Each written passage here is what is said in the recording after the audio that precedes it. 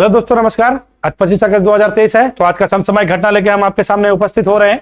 उपस्थित हो नहीं रहे, उपस्थित हो चुके हैं और आपको बताना चाह रहे हैं कि आज आपके एग्जाम में यानी आपके परीक्षा के दृष्टिकोण से क्या महत्वपूर्ण क्वेश्चन बन सकता है, तो वही बात करेंगे। तो पहले सबसे पहली बात है कि फिल्म फेयर अवार्ड का घोषणा किया गया था केतन मेहता द्वारा। केतन मेहता ने सबसे पहले अल्लू अर्जुन को बेस्ट एक्टर का अवार्ड दिया गया है, आलिया भट्ट को बेस्ट एक्ट्रेस का दिया गया, कृति सेनन को भी दिया गया है। ठीक है, मिमी के लिए तो संयुक्त रूप से दिया गया है। फिर आपका रॉकेटरी द एमबी वाला उसको दिया गया बेस्ट फिल्म का अवार्ड। तो वो सारा बात होगा। ठीक है, उसके बाद चलिए यहाँ ये रूस में बहुत बड़ा विद्रोह, मतलब बहुत बड़ा घटना घट गया है। घटना क्या घट गया है, इस आदमी का नाम सुने होंगे। ठीक है, ये वैगनर ग्रुप समूह के अध्यक्ष थे। ठीक है, उसी के फाउंडर थे। 2014 में वैगनर समूह का स्थापना किए थे। रशिया के थे, ये पुतिन जी हैं जो 2001 में सत्ता में बैठते हैं।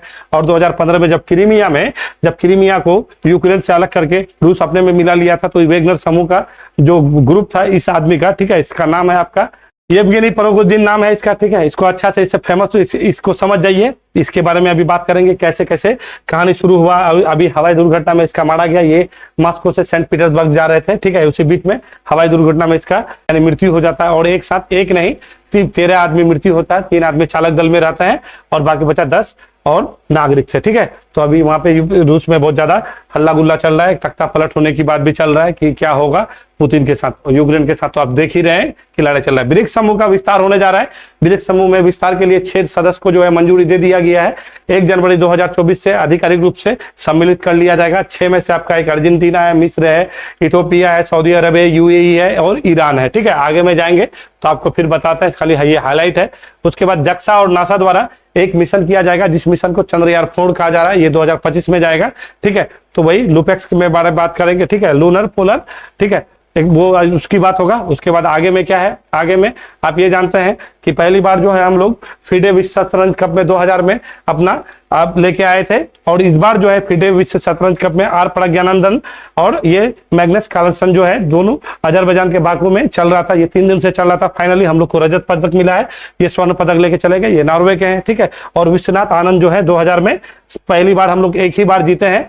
ठीक है, 2000 में, वही पहले ये दूसरा बार था। और ये इस बार हम लोग को क्या मिला है, रजत मिला है। ठीक है, और सबसे युवा है ये प्रज्ञानंद, तमिलनाडु के हैं। और उसके बाद और एक चीज जान लीजिए, ये अस्त्र मिसाइल है, कल प्रक्षेपण किया गया गोवा के तट से अपना। इसके बारे में बात करेंगे। इसका मिसाइल रेंज क्या है, ये रडार में नहीं पकड़ा जाता है। ठीक है, 150 किलोमीटर मारक क्षमता है इसका। ठीक है, उसके बाद चलिए आइए, इसके बारे में तो आप लोग भली भांति से जानते होइएगा, बहुत ज्यादा चर्चा में रहा है। तो हम लोग का जो कुश्ती संघ है, कुश्ती संघ को तत्कालिक रूप से अभी प्रभाव से बाहर कर दिया गया विश्व कुश्ती संघ द्वारा। वो इस वजह से कि निर्वाचन होने वाला था, निर्वाचन हुआ नहीं कुछ तत्कालिक कारण से, क्योंकि 6 महीना से ये ब्रिज भूषण को जानते हैं आप लोग, इसी पे विवाद छेड़ा हुआ है कि बहुत महिलाओं का, बहुत जो भी कुश्ती करती हैं, सब इस पे आरोप लगा। यौन शोषण का भी आरोप है, बहुत सारा आरोप है इस पे, आप लोग जानते ही हैं।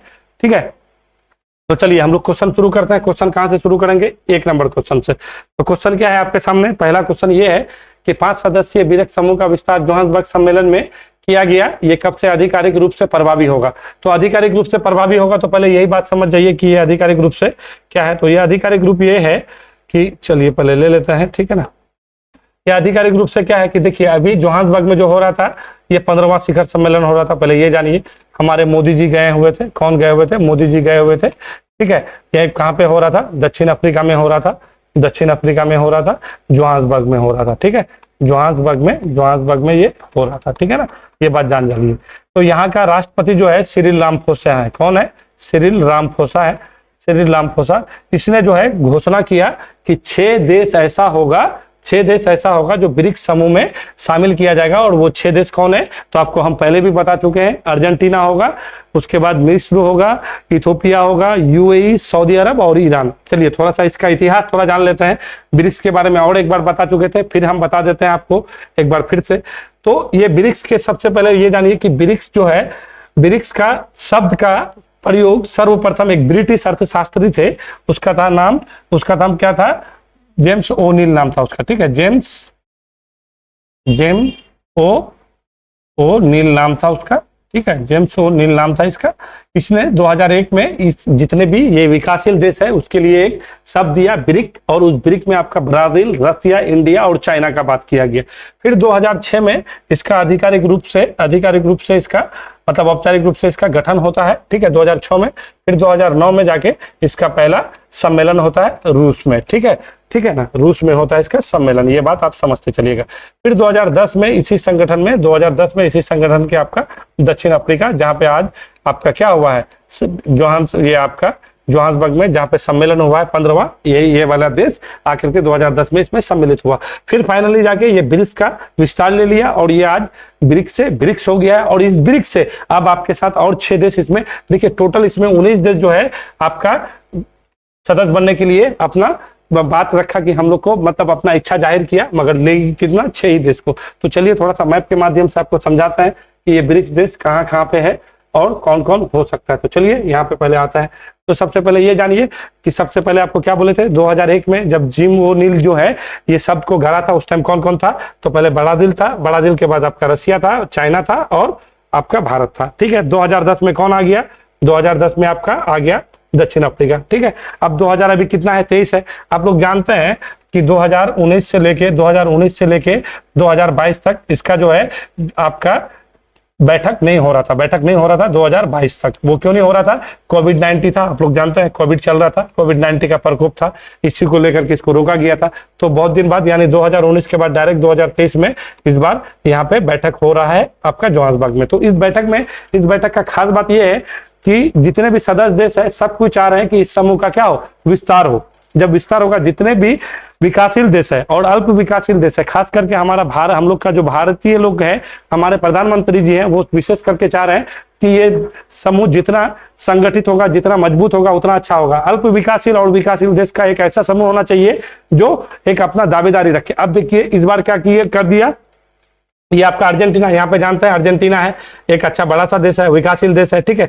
यहाँ पे अर्जेंटीना के बारे में जानते हैं ना, यहाँ पे घास के मैदान को पम्पास कहते हैं, ठीक है। यहाँ पे आपका एक शीत मरुस्थल भी है ना। उसके बाद यहाँ के जो है शीतोष्ण कटिबंधीय घास अल्फा भी पाया जाता है ना। तो ये सारा चीज आप अर्जेंटीना के बारे में जानते हैं। तो एक ये देश आ गया आपका।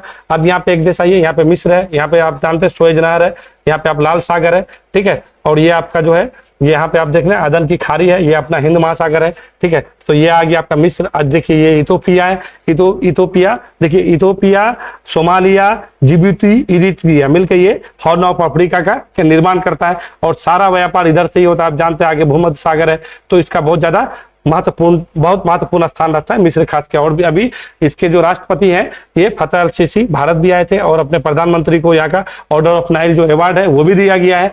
और ये अपना सऊदी अरब है। सऊदी अरब जानते हैं कच्चा तेल के मामले में इसका एक अधिकार है, ठीक है ना। तो प्राकृतिक तेल यानी तेल निर्यातक देश है। अगर इस समूह में ये देश जुट जाता है तो इस समूह को क्या एक शक्ति मिलेगा, एक गति मिलेगा, आर्थिक रूप से सशक्त होगा। फिर आपका ये यूएई है, यूएई जानते हैं सब, पूरा दुनिया चाहता है कि यहाँ पे आके अपना बिजनेस करें, यूएई भी शामिल हो गया। अब ईरान के साथ अभी रूस का अच्छा चल रहा है, ईरान भी अब जो भी परमाणु संधि था वो अमेरिका से इसका सारा कहानी गड़बड़ चल रहा है, तो अभी ये थोड़ा सा ये भी हिट में है। तो ये साथ जान लीजिए कौन कौन आ गया। अब तो आप अच्छा से समझ गए होंगे कि यहाँ पे ईरान है, यहाँ पे यूएई है, यहाँ पे सऊदी अरब है, यहाँ पे इथोपिया है, इथोपिया हॉर्न ऑफ अफ्रीका में आता है। तो आप मिस्र को तो जानते ही हैं, सुएज नहर है, यहाँ पे सुएज नहर, यहाँ पे देख रहे हैं आप भूमध्य सागर है और यहाँ पे आप लोग का लाल सागर है, यहाँ पे सुएज नहर है 193 किलोमीटर, ठीक है।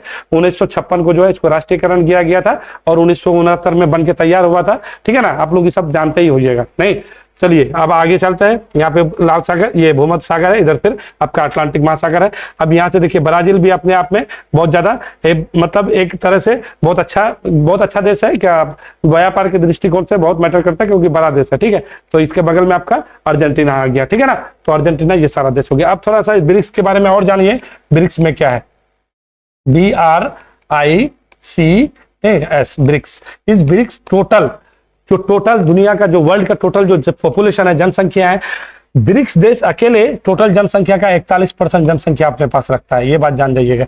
आज जितना टोटल जीडीपी है, टोटल जीडीपी का 24% अपने पास रखता है। जीडीपी का टोटल कितना रखता है, 24%। और जितना व्यापार होता है, व्यापार का टोटल 16% रखता है। कौन अकेले, कौन देश, आपका ब्रिक्स देश। यानी ब्रिक्स देश में, ब्रिक्स समूह में जितने भी देश है वो देश टोटल जनसंख्या का 41% जनसंख्या इसके पास है, टोटल जीडीपी का 24% जीडीपी इसके पास है और टोटल व्यापार का 16% व्यापार यही सारे देश मिलकर करते हैं। और ये सारा देश कौन सा देश है, विकासशील देश है, विकसित देश नहीं है। अगर ये पे G7 का बात कहेगा तो क्या कहिएगा, G7 विकसित देश का समूह है। और G20 की जो अभी हम लोग का भारत में चल रहा है, ठीक है, तो भारत में जो चल रहा है वो क्या है, विकसित और विकासशील दोनों मिलके। मगर यहीं पे ब्रिक्स की बात कीजिएगा तो तो ब्रिक्स में क्या है, सब विकासशील है, विकसित कोई भी देश नहीं है। अब जो भी देश है थोड़ा मोड़ा इधर अब ये लोग बढ़ रहा है अपना अर्थव्यवस्था। अभी हम लोग का भारतीय अर्थव्यवस्था जानते हैं दुनिया के 5 नंबर में पहुंच गए हैं। 2028-29 तक हम लोग तीसरा अर्थव्यवस्था बनना चाह रहे हैं, जानते हैं कि नहीं। अभी लाल किला में हमारे मोदी जी इस बात के बारे में बोले हैं। तो ये सारा चीज आप समझ गए। चलिए ना, ये हो गया आपका पूरा ब्रिक्स के बारे में कि ये डाटा आप थोड़ा सा याद कर लीजिएगा, जिम और नील के बारे में जान लीजिएगा। तो चलिए ये बात आप समझ गए। अब आते हैं हम लोग अगले क्वेश्चन पे। अगला क्वेश्चन क्या है भाई, अगला क्वेश्चन आइए देखिए, ये ब्रिक्स देख लीजिए आप लोग, ब्रिक्स देख लिए, ब्राजील है, रसिया है, इंडिया है, चाइना है, साउथ अफ्रीका है। साउथ अफ्रीका कब इसमें शामिल हुआ, 2010 में। हाँ, ये सब चीज आपको हम बता चुके हैं ना, फिर से एक बार बता दीजिए कि 5 सदस्य समूह आधिकारिक रूप से कब शामिल होगा। तो यहाँ 2024 कर लीजिएगा, ठीक है। यहाँ पे थोड़ा सा गड़बड़ी है, लिखाया गया नहीं सही है, ठीक है, प्रिंटिंग गड़बड़ है। 2024 हो जाएगा, तो 1 जनवरी 2024 को शामिल होगा। 2001 में इस शब्द को सबसे पहले कौन गा रहा था, जिम ओ नील गा रहा था, कहाँ के थे, ब्रिटेन के अर्थशास्त्री थे। 2004 में इसका औपचारिक रूप से गठन हुआ था। 2009 में रूस में पहला इसका बैठक हुआ था। 2010 में दक्षिण अफ्रीका के शामिल हुआ है कि नहीं। उसके बाद इस बार जो है शिखर सम्मेलन हो रहा था, 15वां शिखर सम्मेलन हो रहा था। मोदी जी भाग लेने गए थे, कहां पे हो रहा था, जोहान्सबर्ग में हो रहा था। दक्षिण अफ्रीका का राष्ट्रपति कौन है, सिरिल रामाफोसा है कि नहीं। अब मोदी जी यहां से उठ करके कहां चले गए, ग्रीस चले गए, ठीक है ना। ग्रीस में अब उसका यात्रा ग्रीस में चल रहा है, आप लोग ये चीज जान रहे हैं। उसके बाद आपका पूरा वो देश आपको हम बता चुके हैं। चलिए अगला क्वेश्चन में आता है। अगला क्वेश्चन क्या है, अगला क्वेश्चन आपका है, भारतीय अंतरिक्ष एजेंसी इसरो ने जापान के अंतरिक्ष एजेंसी जक्सा के साथ मिलकर मिशन किस वर्ष लॉन्च किए जाने का योजना बनाया है। देखिए अभी हम लोग जानते हैं कि चंद्रयान 3 का अभी हम लोग किए हैं। कब गए थे, 14 जुलाई को गए थे। कब गए थे, 14 जुलाई 2023 को गए थे। वहां पे पहुंचे कब, 23 अगस्त को पहुंचे हैं, ठीक है। 23 अगस्त को पहुंचे ना, वहां पे 23 अगस्त 2023 को पहुंचे हैं। क्यों 23 अगस्त को पहुंचे थे, क्योंकि लूनर डे है। चंद्रमा का एक दिन पृथ्वी के 28 दिन के बराबर होता है। तो 28 दिन में क्या है, 14 दिन क्या होता है, 14 दिन में रात रहता है, यानी 14 दिन नहीं दिखता है और 14 दिन का दिन रहता है वहां पे, ठीक है ना। तो अपना जो चंद्रयान 3 गया है तो वो वहां पे 14 दिन तक ही कर पाएगा, क्योंकि 14 दिन का वहां पे दिन होता है। यानी चंद्रमा का एक दिन बराबर पृथ्वी के 28 दिन के बराबर जान लीजिएगा। तो ये 14 दिन अभी जब दिन प्रारंभ हुआ 23 अगस्त से, तो तभी से काम कर रहा था। अब कै बजे पहुंचे थे हम लोग, 6 बजे 4 मिनट में पहुंचे थे। 6 बजे 4 मिनट में पहुंचे थे, ये बात आप लोग जानते हैं। अब वहां पे लैंडर अपना दक्षिणी ध्रुव पर लैंडिंग करने वाला विश्व का पहला देश हम लोग बन गए हैं। अब क्या है ना कि जापान के साथ हम लोग 2025 में एक मिशन करना चाह रहे हैं, जो अंधेरा वाला, अभी आपको बोले ना कि 14 घंटे का रात रहता है, 14 दिन का रात रहता है और 14 दिन का दिन रहता है। तो ये 14 दक्षिणी ध्रुव में जो परछाई वाला जगह है जहां पे सूर्य का प्रकाश नहीं पहुंचता है, तो उसी का जो है अध्ययन के लिए आपका लूपेक्स यानी लूनर पोलर एक्सप्लोरेशन होता है ये, ठीक है। तो इसी का प्रक्षेपण करना चाह रहा है। लैंडर हम लोग बनाने वाले हैं। लैंडर कौन बनाएगा, लैंडर हम लोग बनाएंगे, ठीक है। और आपका प्रक्षेपण यान जो है, प्रक्षेपण यान कौन बनाएगा, जापान बनाएगा। और रोवर भी वही लोग बनाएगा, ठीक है, रोवर भी वही लोग बनाएगा। तो ये याद रखिएगा, ये बहुत, इसको चंद्रयान 4 के मिशन के नाम से जाना जा रहा है। अब देखिए, अब आदित्य L1 भी हम लोग भेजने वाले हैं, है कि नहीं है, एक ही महीना बाद भेजने वाले हैं। फिर हम लोग गगनयान 2025 में भेजने वाले हैं, 2022 में ही भेजने वाले थे। तो सौर मिशन आदित्य L1 है और गगनयान हम लोग 2025 में। तो अभी 2025 में कौन सा मिशन जाने वाला है आपका, तो लूपेक्स कहिएगा, लूपेक्स लूनर पोलर, यानी आपका क्या है, यानी ध्रुव में जाएगा, एक्सप्लोरेशन होता है। ये मिशन किसके साथ, जक्सा के साथ मिलकर करेगा। ये कौन, इसरो। जक्सा क्या है, तो जापान का जो अंतरिक्ष एजेंसी है, जैसे हम लोग का भारत का अंतरिक्ष एजेंसी क्या बोलते हैं, इसरो है, ठीक है। तो उसी तरह से जापान का अंतरिक्ष एजेंसी जक्सा है ना। ये दोनों मिलकर के ये काम करने वाला है। तो ये बात आपको ध्यान रखे चलना है। ये जापान है, ये अपना। तो अभी हम लोग भारत का जो गया था वो कौन सा प्रक्षेपण यान से गया था, LBM Mark 3 से गया था, जिसको बाहुबली नाम दिया गया था। अभी ये लेके जाएगा, ये प्रक्षेपण यान कौन बनाएगा, तो जापान बनाएगा। हम लोग 6 बजे 4 मिनट में जाके पहुंचे थे कि नहीं। और ये कौन, लूनर डे में पहुंचे हैं, 23 अगस्त से चंद्रमा में दक्षिणी ध्रुव पर लैंडिंग करने वाला विश्व का पहला देश भारत बन चुका है। चलिए अगला क्वेश्चन में आता है। तो ये बात समझ गए। तो आपको चंद्रयान 4 के नाम से किसको कह सकते हैं, लूपेक्स को। लूपेक्स का फुल फॉर्म क्या होता है, लूनर पोलर एक्सप्लोरेशन होता है, ठीक है।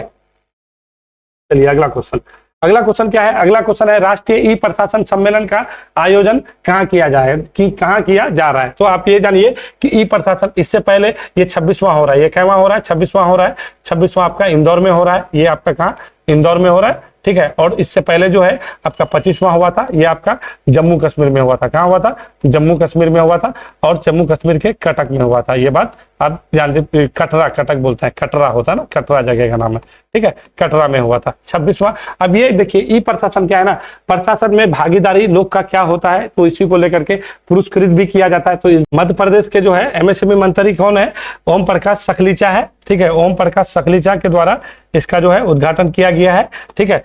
और ये एमएसएमई मंत्री भी है और विज्ञान मंत्री भी है मध्य प्रदेश सरकार का। मध्य प्रदेश का मुख्यमंत्री आपका शिवराज सिंह चौहान है, वहां का राज्यपाल जानते हैं मंगू भाई पटेल हैं, जानते हैं कि जान नहीं जानते, वहां पे इलेक्शन होने वाला भी है। तो वहीं पे जो है इंदौर में इस बार ई प्रशासन सम्मेलन किया जा रहा है।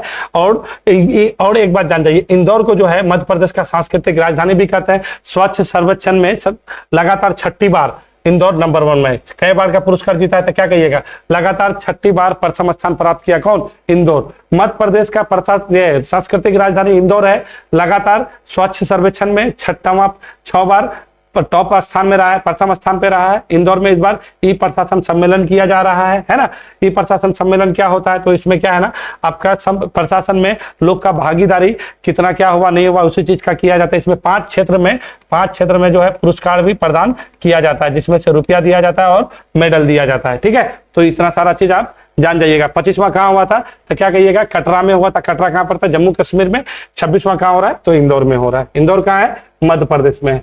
चलिए अगला क्वेश्चन है आपका, अगला क्वेश्चन क्या है, पुतिन के खिलाफ विद्रोह करने वाले कौन है, येवगेनी प्रिगोजिन। अभी येवगेनी प्रिगोजिन के बारे में आपको हम सबसे बता रहे हैं। देखिए येवगेनी प्रिगोजिन ये बहुत सुपर पावर आदमी है। सुपर पावर क्या है, पुतिन जैसा आदमी इसके साथ विद्रोह कर दिया था। और आप जानते हैं यूक्रेन के साथ हम लोग का यानी रूस का लड़ाई चल रहा है, कब से, 24 फरवरी से ये लड़ाई प्रारंभ हुआ है, आप लोग जानते हैं, ठीक है। 2022 से प्रारंभ हुआ है और अब तक चल रहा है। तो यूक्रेन का एक क्षेत्र था डोनबास, तो डोनबास वाला क्षेत्र में ये आपका इसका एक ग्रुप था वैगनर समूह, इसी के मालिक थे। इसका स्थापना ये 2014 में करता है, ठीक है, 2014 में करता है ना। तो वहां से अभी कुछ महीना पहले आकर के विद्रोह कर दिया था। विद्रोह करने के बाद फिर ये मामला को सल्टाया गया बेलारूस के राष्ट्रपति द्वारा, फिर सारा चीज शांत चल रहा था। तो थोड़ा सा इसका आपको इतिहास हम बता देते हैं, किसका, आपका येवगेनी प्रिगोजिन का, कि ये क्या था और ये क्या हुआ। सबसे पहले ये जानिए कि ये आपका जो है पुतिन 2001 में सत्ता में बैठता है। उससे भी पहले आप 2001 से पहले भी जानिए यूएसएसआर को जानिए, यूएसएसआर के बारे में जानिए। पहले टोटल यूएसआर में, जहां पे जिस टाइम कम्युनिस्ट सरकार था, कब तक, 25 दिसंबर 1991 तक। कब तक, 25 दिसंबर 1991 तक कम्युनिस्ट का सरकार था। 1991 विघटन हो गया। अभिघटन होने के बाद 15 देश अलग हो गया और रूस अलग हो गया। तो ये बंदा 1985-86 के करीब देखिए कॉमन परिवार से था, कोई बड़ा परिवार से नहीं था। इसका रेस्टोरेंट था, अपना रेस्टोरेंट चला रहा था। और जैसे कम्युनिस्ट सरकार वहां पे खत्म हुआ, यानी यूएसएसआर विघटन हो गया, तो लोग में एक अलग विचारधारा हुआ, तो लोग थोड़ा सा लग्जरी लाइफ, भोग विलासी जिंदगी जीने लगा। तो इसका जो रेस्टोरेंट का कारोबार था, ये कारोबार इसका बढ़ने लगा, अच्छा खासा बढ़ गया, खूब पैसा उसा कमाने लगा। पैसा उसा कमाते कमाते आगे बढ़ता रहा। 1995-96 में रूस में थोड़ा सा, क्योंकि जहां पे कम्युनिस्ट सरकार होता है, सारा चीज सरकार के हाथ में होता है। और जैसे कम्युनिस्ट सरकार चेंज हुआ, तो वहां पे हर एक सेक्टर में परिवर्तन हुआ, हर एक सेक्टर में परिवर्तन होगा, तो लोग को थोड़ा सा इनकम भी आने लगा, तो इसको भी इनकम आने लगा। ये अपना व्यापार को, अपना बिजनेस को बढ़ाने लगा। अब बढ़ाते बढ़ाते जब ये 2001 में सत्ता में बैठते हैं अपना पुतिन जी, तो पुतिन के साथ पुतिन का जितना भी इवेंट होता था, यानी पार्टी वार्टी होता था, तो कैटरिंग का काम होता है, खाने पीने का काम इसने ले लिया। किसने, येवगेनी प्रिगोजिन ने, यानी इसके साथ इसका कांटेक्ट हो गया, ठीक है। अभी उस टाइम में जो है अमेरिका के राष्ट्रपति भी कहते हैं, अलग अलग देश के जो भी लोग आते थे, तो सारा कंडक्ट इसके साथ में, खाने पीने का जो भी इवेंट होता था, कैटरिंग मैनेजमेंट सारा इसका होता था। तो इससे बड़े बड़े लोग का इसका कनेक्शन हो गया, तो इस चल ही रहा था। चलने के बाद फिर क्या हुआ, 2014 में जब क्रीमिया, आप जानते हैं कि क्रीमिया जो है यूक्रेन का अंग था, 2014 में क्रीमिया पे अटैक कर दिया हमारे पुतिन जी, इसको अपना हड़प लिया। तो वो क्रीमिया में जब अटैक किया था, तो ये उस टाइम 2014 में एक सेना बनाया। और ये सेना देखिए, इसका जो आपका जो बता रहे थे वेगनर समूह क्या है, वेगनर समूह में जितने भी लोग को भर्ती किया जाता था, कहा जाता है कि जो कैदी होता है ना जेल में, तो उसको वहां प्रशिक्षण दिया जाता है, कुछ शपथ दिलाया जाता है, फिर वहां से उसको उठा के लाया जाता है, इस सेना में भर्ती किया जाता है। तो यहाँ पे ऐसे करते हैं क्योंकि दोनों का कॉम्बिनेशन कुछ हुआ होगा जब भी, तो क्योंकि प्राइवेट सेना रखना ये बहुत बड़ी बात होता है। तो इसके सहायता से, ये वेगनर समूह की सहायता से क्रीमिया को इसने जो लिया था, तो इसका बहुत ज्यादा हेल्प था। तब से लेके इसका चल ही रहा था, इसका एक बहुत बड़ा सैनिक संगठन हो गया, मतलब बहुत साथ ज्यादा हो गया। तो इस बार जब यूक्रेन के साथ रूस के साथ जो चल रहा है विरोध लड़ाई, तो इसमें क्या हुआ, इसको पता चला कि आपका जो वेगनर समूह का जितना भी सेना है, जितना भी इसमें सैनिक है वो सैनिक क्या करेगा, रूस सरकार अपने में रक्षा मंत्री में, अच्छा रक्षा मंत्रालय में अपने में मिला लेगा। तो अब इसका जो पोजीशन है, इसका जो पावर है, इसको जितना इनकम आ रहा है वो तो इसका आएगा नहीं। जैसे इसको ये पता चलता है तो एक वीडियो जारी करता है, उस वीडियो में मतलब पुतिन के खिलाफ या रूस में जो सरकार है उसके खिलाफ या दूसरे मंत्री के खिलाफ कुछ ये बयान दे दिया। बयान देने के बाद ये विद्रोही बन गया। विद्रोही बनने के समय क्या होता है, जो ये आपको डोनबास क्षेत्र में बोले ना, डोनबास वाला क्षेत्र यूक्रेन का पड़ता है, ठीक है। वहां पे देखिए आपको हम ये वाला दिखाते हैं फोटो, अच्छा छोड़िए लेट लग जाएगा। डोनबास वाला क्षेत्र में जितने भी आपका होता है ना कि वहां पे जो यूक्रेन में नहीं रहना चाह रहा था, विद्रोही लोग थे, तो उसको ये वहीं पे थे उसको लेकर के। तो जैसे ये बात पता चलता है तो वहां से कूच कर जाता है और रूस की तरफ, मॉस्को की तरफ बढ़ने लगता है। अब मॉस्को की तरफ आते समय में फिर पता चलता है पुतिन को कि ऐसा हो रहा है, तो फिर बेलारूस के जो राष्ट्रपति है वो इसको समझा बुझा करके चीजों को खत्म किया। फिर अलग से आपको जानता है अभी नाइजर में जो है तख्ता पलट हुआ है, तो कुछ सैनिक को नाइजर में भेज दिया, कुछ बेलारूस में रख दिया, कुछ डोनबास क्षेत्र में रह गया, ठीक है, और कई क्षेत्र है अलग अलग, और कुछ यहाँ पे आपका ईरान साइड में इधर आ गया है ना। तो ये सारा चीज होने लगा, तो सब कुछ मामला ठीक ठाक था, सब कुछ चल रहा था। फिर अचानक से कल एक न्यूज आता है कि ये आपका प्रोगोजिन को आपका मास्को, रूस के मास्को से आपका अब सेंट पीटर्सबर्ग जा रहा था हवाई जहाज, जिसमें से 13 सदस्य था, ठीक है, 10 वो यात्री था और 3 जो है विमान के चालक दल के आदमी थे। 13 आदमी ऊपर में हवाई जहाज में क्रैश हो गया। अब क्रैश हो गया, किसी का मानना है कि वहां पे जो है रूस का जो सरकार के द्वारा, सेना के द्वारा अटैक किया गया, किसी का मानना है कि नहीं अपने से हो गया, कोई कहता है कि नहीं वो था ही नहीं। तो अभी रूस में बहुत ज्यादा तख्ता पलट का सीन हो रहा है, अलग अलग लोग विद्रोह कर रहे हैं, नागरिक रोड पे उतर रहे हैं, कोई माल्यार्पण करने जा रहे हैं यहाँ पे। तो अब वहां का सीन बहुत ज्यादा खस्ता हाल बना हुआ है। तो ये वैगनर समूह को आप थोड़ा सा जान लीजिएगा, क्योंकि ये वैगनर समूह में ये नाइजर में भी कहते हैं। आप सुन लीजिए नाइजर का क्या सीन है। नाइजर को जो अफ्रीका संघ है ना, अफ्रीका संघ से नाइजर को भी निकाल दिया गया है, ठीक है। टोटल 55 देश आता है अफ्रीका संघ में, उसमें से नाइजर में भी तख्ता पलट है। अब वहां पे भी क्या होगा नहीं होगा वो भी कोई नहीं कह सकता। वैगनर समूह का बहुत सारा सैनिक नाइजर भी दिया हुआ था, ठीक है, क्योंकि नाइजर को सपोर्ट कर रहा था कौन, अपना पुतिन जी। तो अब वहां पे क्या होने वाला है अब आने वाले भविष्य में देखा जाएगा। बट ये आप इसको प्रोगोजिन को थोड़ा सा जान देखिएगा।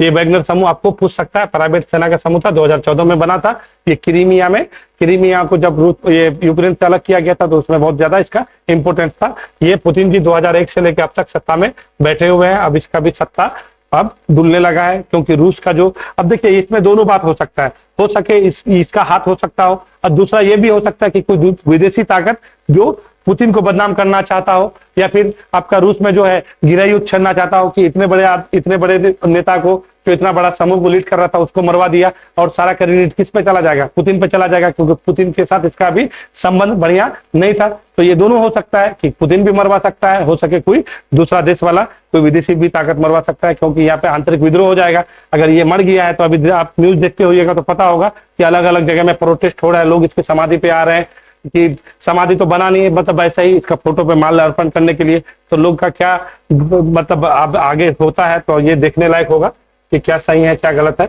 बट वहां पे रूस में बहुत ज्यादा खतरा उत्पन्न हो चुका है, ठीक है। तो ये आपका आंसर क्या हो जाएगा, वैगनर समूह। चलिए अगला क्वेश्चन में आते हैं।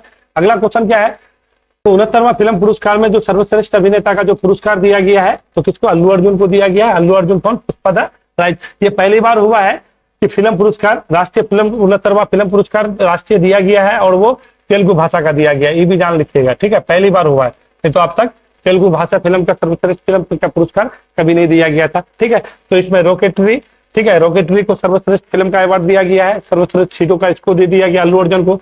अभिनेत्री का अगर कहेगा तो आपका आलिया भट्ट हो जाएगा, ठीक है। उसके बाद कृति सेनन हो जाएगा। कृति सेनन को मिमी के लिए, कृति सेनन को किसके लिए दिया गया है, कृति सेनन को किसके लिए, कृति सेनन को मिमी के लिए दिया गया है, मिमी के लिए। और आलिया भट्ट को गंगू कठियावाड़ है ना, गंगूबाई कठियावाड़ के लिए दिया गया है, गंगूबाई कठियावाड़ के लिए दिया गया है, संयुक्त रूप से मिला है, ठीक है। सर्वश्रेष्ठ फिल्म तो आपको बोल ही दिए हैं, आपका कौन, रॉकेटरी द निम्बी को दिया गया है, रॉकेटरी को दिया गया है, रॉकेटरी द निम्बी को दिया गया है। और हिंदी का सर्वश्रेष्ठ फिल्म कहेगा तो आप उधम सिंह को दीजिएगा, ठीक है। किसको कहिएगा, उधम सिंह को दीजिएगा। उधम सिंह, आप उधम सिंह के बारे में जानते हैं कि नहीं। उधम सिंह एक ऐसा क्रांतिवीर थे, जब आप जानते हैं जलियांवाला बाग हुआ था 1919 में हत्याकांड, उस हत्याकांड में ये खुद अनाथ आदमी था, इसका माँ बाप बहुत छोटे उम्र में मर गया था और जलियांवाला बाग हत्याकांड में उस टाइम वो वहां पे पानी पिला रहे थे। जब ये खून का होली देखा उसने उसी टाइम प्रण लिया कि हम इसको मार के रहेंगे। तो 1940 में लंदन के कैक्सटन हॉल में जाकर के जनरल ओ डायर को मारा था। ओ डायर कौन था? देखिए यहाँ पे दो बात आता है, एक आर्ट डायर एक ओ डायर। तो आर्ट डायर सेना का था, ठीक है, जनरल था। आर्ट डायर जनरल था जो पहले मृत्यु हो चुका था, और ओ डायर बंगाल का लेफ्टिनेंट गवर्नर यानी उपराज्यपाल था। तो ओ डायर को जाकर के लंदन के किंगस्टन हॉल में जाके ये मारे थे। कौन? अपना उधम सिंह। तो वही उसी के जिम्नी पर एक मूवी बना था, उसी फिल्म को आपका मिला है हिंदी का सर्वश्रेष्ठ चलचित्र मूवी का ये पुरस्कार मिला है। ठीक है, तो आगे में भी आएगा, आपको फिर डायरेक्टर वायरेक्टर का हम सारा का बता देता है। ठीक है, फिलहाल ये समझते चलिएगा। अल्लू अर्जुन को ये दिया गया है, कृति सेनन हो गया, उसके बाद आपका आलिया भट्ट हो गया, रॉकेटरी को सर्वश्रेष्ठ, और आर माधवन का बना हुआ ये फिल्म है द रॉकेटरी असेंबली। देखिए ये कौन है, ये कौन है आपको बताते हैं। इसका नाम नेम्बी जो है, एक बहुत बड़े साइंटिस्ट थे, इसरो में काम कर रहे थे। ठीक है, उसी के जीवन पर एक आधारित ये फिल्म बनाया गया था, नेम्बी। ठीक है ना, तो इसको भी थोड़ा सा आपको आगे में बताते हैं। उसके बाद आपका और कौन सा हो गया, रॉकेटरी हो गया। चलिए आगे में आगे करेगा तो बताते चलते हैं हम। 68वां फिल्म पुरस्कार हो गया। देखिए ये पुष्पा द राइज है, तेलुगु भाषा फिल्म है, और पहली बार अल्लू अर्जुन को मिला गया तेलुगु भाषा का सर्वश्रेष्ठ फिल्म, ये अभिनेता का पुरस्कार। ये बात फिल्म नहीं, अभिनेता बोले हैं। ठीक है, अगला क्या है, बाकू में आयोजित FIDE शतरंज विश्व कप का फाइनल ग्रैंड मास्टर का आर प्रज्ञानंद कौन सा पदक जीता? देखिए अभी अजरबैजान के बाकू में चल रहा था ये कप। ठीक है, और ये बहुत फेमस चला था क्योंकि एकदम टक्कर कांटे का मुकाबला चला था। एक तो मैग्नस कार्लसन नॉर्वे के हैं। ठीक है, तो मैग्नस कार्लसन और आर प्रज्ञानंद कहाँ, तमिलनाडु के हैं। ठीक है ना, ये दोनों में पिछले 3 दिन से चल रहा था, टाई ब्रेकर हो रहा था, बट फाइनली कल रात को ये फाइनल हो गया, और इसमें आपको रजत पदक मिला है, और स्वर्ण पदक किसको आपको मिला है, नॉर्वे वाला। ठीक है, मैग्नस कार्लसन को। ठीक है, मैग्नस कार्लसन को मिला है, मैग्नस कार्लसन को मिला है। ये बात आप, नॉर्वे का है, ये कहाँ का है, नॉर्वे का है। नॉर्वे का राजधानी कहाँ है, ओस्लो है, ये जानते हैं आप लोग, ओस्लो है। और ओस्लो को जो है शांति का पुरस्कार, शांति का नोबेल ओस्लो से ही दिया जाता है, आप लोग जानते हैं। ठीक है, तो ये देखिए अब इसके बारे में थोड़ा सा आपको इसका इतिहास बता देता है।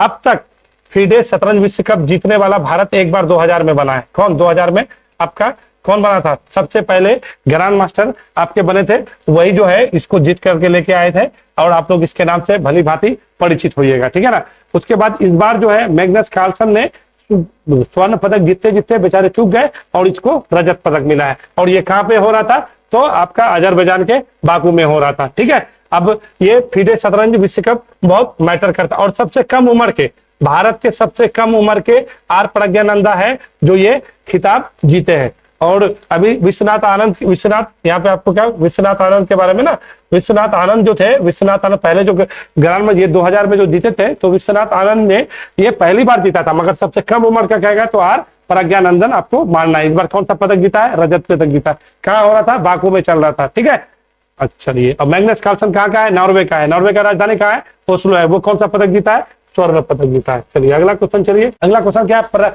प्रज्ञानंदन विश्व कप शतरंज फाइनल में खेलने वाले दूसरे भारतीय, बात सही है। अभी आपको बोले विश्वनाथ आनंद पहले थे। ठीक है ना, और सबसे कम उम्र के, ये भी बात आपको बता चुके हैं। प्रथम विश्व शतरंज खेलने वाला विश्वनाथ आनंद था, बात सही है, हम लोग का भारत का था। मैग्नस कार्लसन नॉर्वे के, इसका राजधानी ओस्लो है। ठीक है ना, वहां पे शांति का नोबेल दिया जाता है। ठीक है, अम्लीय वर्षा केंद्र भी वही है, नॉर्वे सबसे ऊपर में है।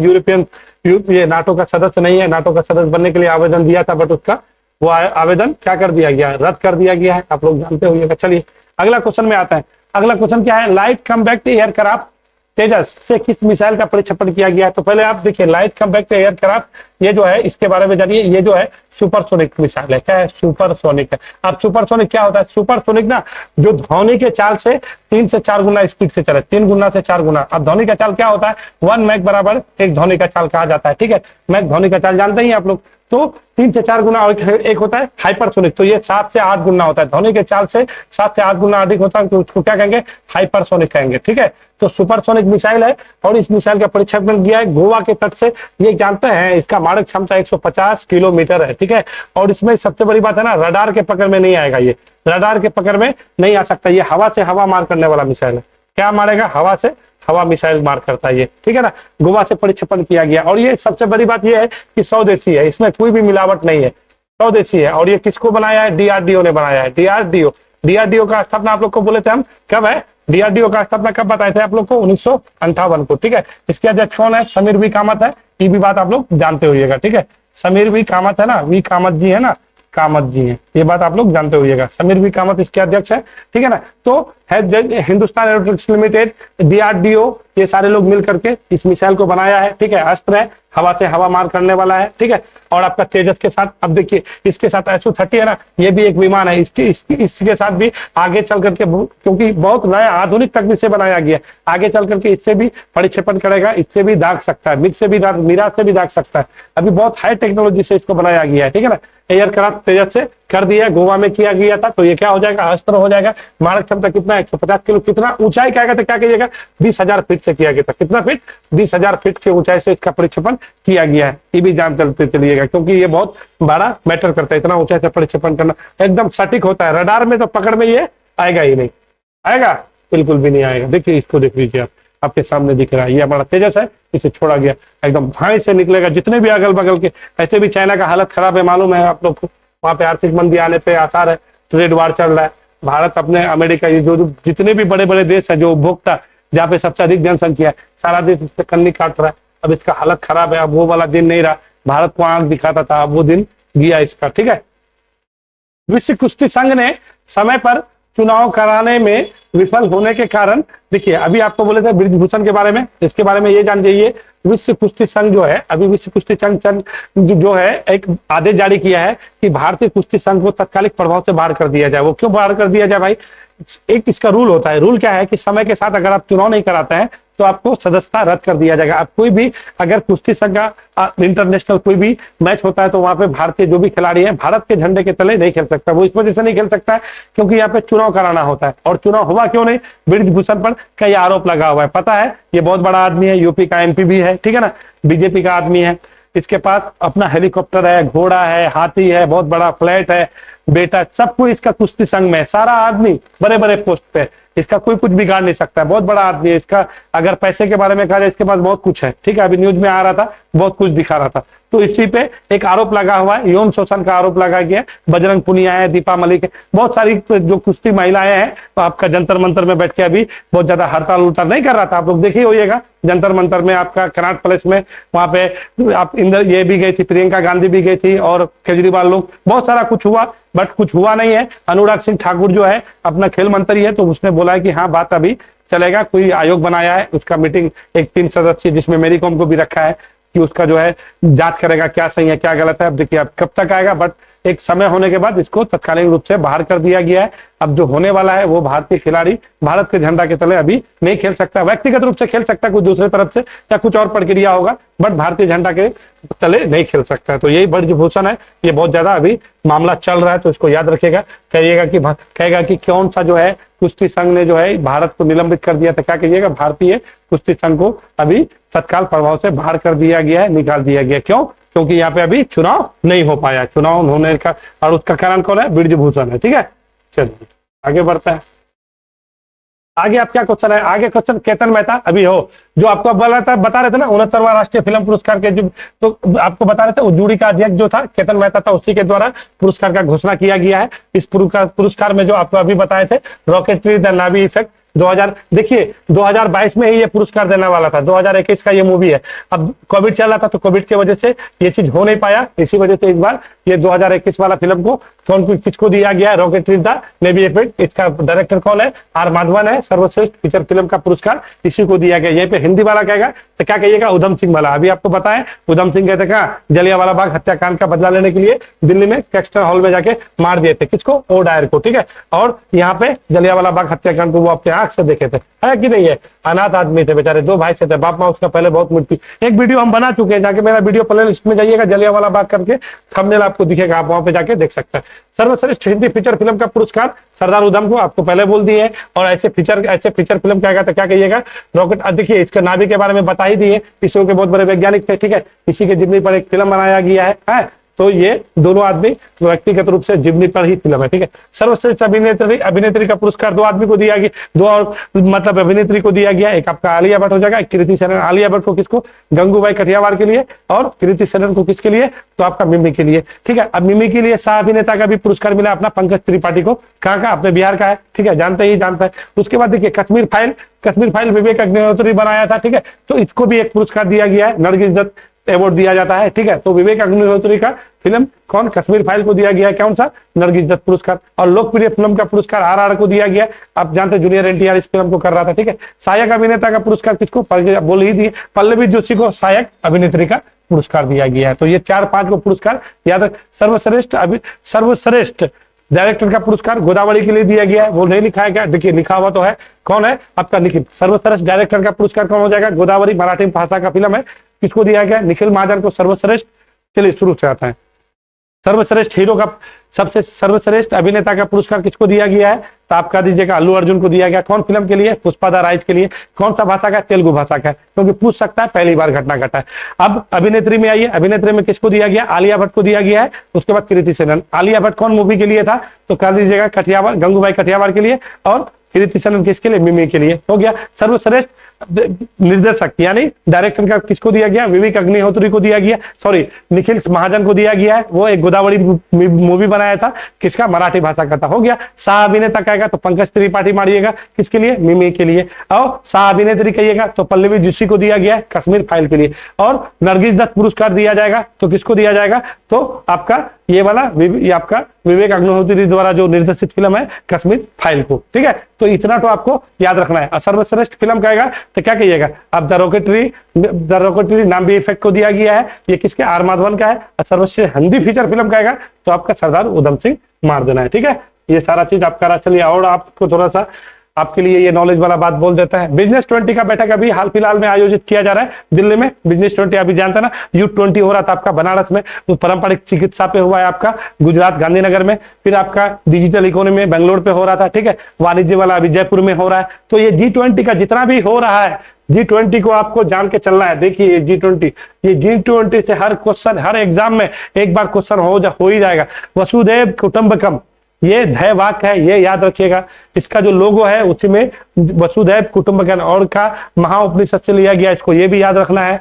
उसके बाद एक अर्थ एक वर्ल्ड और एक भविष्य, एक अर्थ एक परिवार एक भविष्य, इसका इस बार ये थीम है, ये भी आपको याद रखना है। G20 में टोटल 20 देश है, 19 देश है और एक संगठन है जो यूरोपियन यूनियन है, ये आपको जानना है। इसका स्थापना 1999 में होता है, ठीक है। इसको एकदम जान ही चलिएगा। ये विकसित और विकासशील सारा देश है। तो कहां से हो जाएगा, कनाडा हो जाएगा, अमेरिका हो जाएगा, मैक्सिको हो जाएगा, फिर आपका अर्जेंटीना हो जाएगा, ब्राजील हो जाएगा। ये सारा चीज आपको पहले बोले विकसित और विकासशील दोनों। फिर इधर यूरोपियन संघ टोटल हो जाएगा, ठीक है। इंग्लैंड, रशिया सारा चीज आ जाएगा। फिर यहाँ अफ्रीका से मात्र एक देश है, दक्षिण अफ्रीका है, ठीक है। फिर यहाँ पे सऊदी अरब हो जाएगा, तुर्की हो जाएगा, अब भारत है।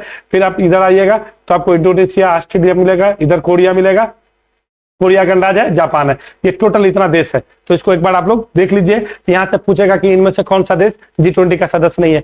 G20 का अगला कहाँ होगा, तो 18वां हो रहा है भारत में, 17वां हुआ था इंडोनेशिया में। अगला कहाँ हो जाएगा, तो आपका ब्राजील में कहिएगा, ठीक है। अगला ब्राजील में आपका ये भी होने वाला है, अभी ब्रिक्स जो बताए थे, ठीक है। 16वां 15वां जोहान्सबर्ग में हुआ है ना, तो ये आपको जानते चलना। ब्रिक्स के बारे में बिल्कुल भी अभी 10 तारीख को होने वाला है, 10 सितंबर को दिल्ली में राष्ट्रीय अध्यक्ष का सब बैठक होने वाला है। अब खत्म होने ही वाला है, ठीक है। हम लोग के पास कब तक रहेगा ये, अब नवंबर दिसंबर तक रहेगा। उसके बाद हम लोग से अध्यक्षता चले जाएगा किसके पास, ब्राजील के पास, ठीक है।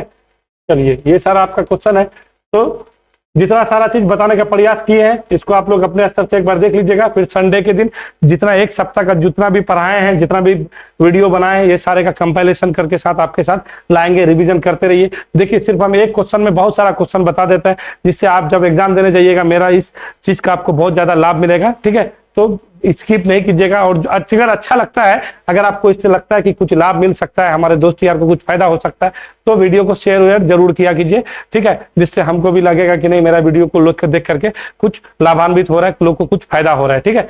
चलिए वीडियो देखने के लिए शुक्रिया। मिलते हैं कल का यानी 26 अगस्त का नया समसामयिक घटना लेकर के। चलिए आप लोग पढ़िए, मस्त रहिए।